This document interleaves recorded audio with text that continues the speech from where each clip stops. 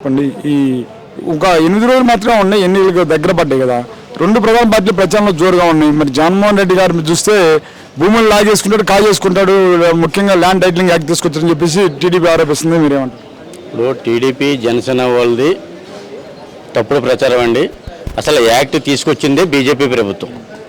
central government తీసుకొచ్చింది మన జగన్మోహన్ రెడ్డి గారు స్వచ్ఛందంగా ఎవరి దగ్గర రూపాయి తీసుకోకుండా చక్కగా ప్రతి ఒక్కరికి కూడా భూమి హక్కు కల్పిస్తూ వాళ్ళ యొక్క ల్యాండ్ ఎంత ఉన్నది చెప్పేసి కల్పించడం జరిగింది మరి అలాంటప్పుడు ఈ తెలుగుదేశం జనసేన వాళ్ళు ఇది తప్పుడు ప్రచారం అని చెప్పి మేము భావిస్తున్నాం ఎందుకంటే గెలవలేక ఏదో ఒకటి జగన్మోహన్ రెడ్డి గారి మీద ఒక అపవాదం వేయాలనే ఉద్దేశంతో చేస్తున్నారు తప్ప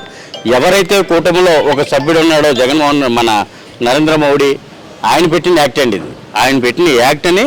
ఒక రూపాయి ఒక రైతు దగ్గర తీసుకోకుండా వాళ్ళ భూమి హక్కు కల్పిస్తూ వాళ్ళకి సరిహద్దు రాళ్ళు వేస్తూ వాళ్ళకి ఏమన్నా భూమి అటు ఇటులో ఉన్నా సరే అది ఒక ఎంఆర్ఓ చేత ఒక ఆర్ఐ చేత ఒక ఈఆర్ఓల చేత సర్వేలు చేయించి వాళ్ళకి భూమి హక్కు కల్పిస్తున్నాడండి ఈ 100 సంవత్సరాల చరిత్రలో ఫస్ట్ టైం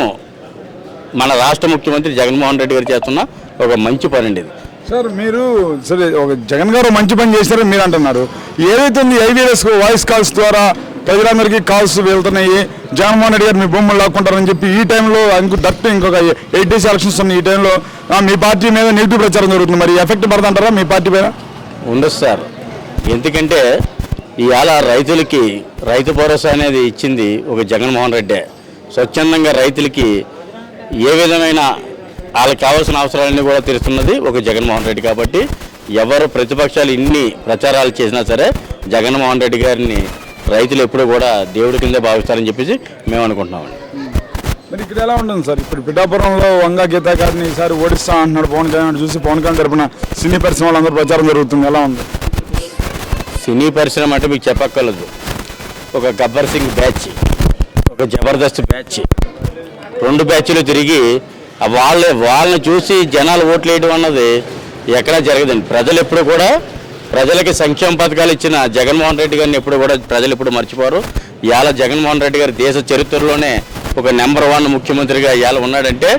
సంక్షేమ పథకాలండి ఒక అమ్మఒడి తీసుకోండి ఒక రైతు భరోసా తీసుకోండి ఒక నాడు నేడు స్కూల్ తీసుకోండి అంటే పథకాలు ఎన్నో ఉన్నాయో కూడా చెప్పలేని స్థితిలో ప్రజలు ఉన్నారు అంటే ప్రతి ఒక్కరికి కూడా సంక్షేమ పథకాలు అంటే 2,70 కోట్ల రూపాయలు ప్రజలకు ఇచ్చిన ముఖ్యమంత్రి ఎవరైనా దేశ చరిత్రలో ఉన్నారంటే ఒక జగన్మోహన్ రెడ్డి చెప్పేసి మేము మనస్ఫూర్తిగా భావిస్తున్నాం జగన్మోహన్ రెడ్డి గారు ఆయన 175 అని ఏదో టార్గెట్ పెట్టుకున్నారు ఆ 175లో కూడా కంపల్సరీ రీచ్ అవుతుందని చెప్పేసి మేము భావిస్తున్నాం ఎందుకంటే ప్రజలందరూ కూడా ఇదివరకు 2019లో జగన్ అన్న అనేవారు ఇప్పుడు ఆయన పరిపాలన చూసి జగన్ బాబు అని అంటున్నారు మేము ఎక్కడికి వెళ్ళినా సరే జగన్ బాబుని ఓటేయాలి జగన్ బాబుని నెగ్గించుకోవాలన్న ఒక ఉద్దేశంలో ప్రజలందరూ ఉన్నారు ఈ కూటమి కాదు కదా ఎంతమంది ఇవాళ జగన్ కూడా ఒకే వైపు ఉంటే కూటమి అని చెప్పేసి ఒక బీజేపీ కానివ్వండి జనసేన కానివ్వండి తెలుగుదేశం కానివ్వండి ఒక కాంగ్రెస్ కానివ్వండి మళ్ళీ మన పవన్ కళ్యాణ్ గారు అన్నయ్య గారు చిరంజీవి గారు ఆయన కూడా రీసెంట్గా తిరుగుతున్నారు ఈ మధ్యలో చాలా తప్పది ఏంటంటే ప్రజలకి ఇలా సంక్షేమ పథకాలు ఇచ్చిన నాయకుడు ఎవరన్నా ఉన్నారంటే ఒక జగన్మోహన్ రెడ్డి అని చెప్పేసి ప్రజలు భావిస్తున్నారు కంపల్సరీ 175కి 175 కూడా వస్తాయని చెప్పి మేము భావిస్తున్నాం